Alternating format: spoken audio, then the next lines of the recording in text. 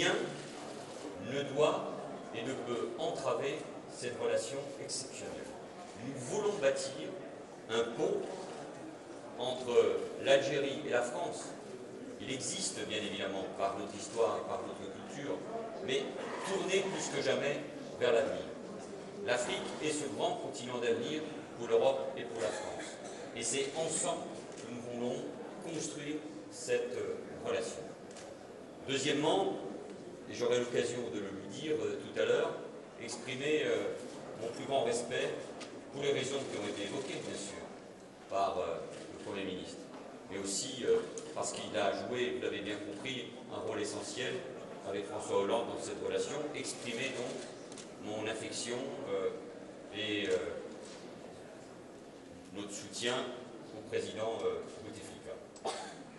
La relation entre la France et l'Algérie, elle est faite de franchise, de sincérité, mais surtout d'une vision commune sur bien des sujets.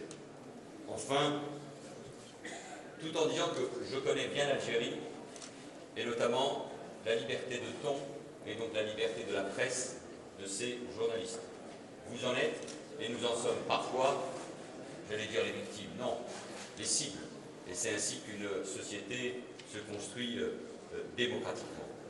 Et sur cet épisode, j'ai déjà eu l'occasion d'en parler dès mercredi avec le Premier ministre.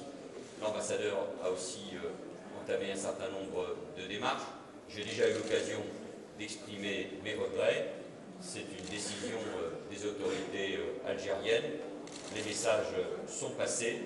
Tournons-nous vers l'avenir, de manière respectueuse des uns et des autres. Et c'est comme ça qu'on montrera, pas seulement entre gouvernements ou entre institutions, mais à travers les peuples, pour les peuples et vers les peuples, que nous nous sommes tournés résolument vers l'avenir et que nous sommes convaincus que cette relation est vraiment exceptionnelle.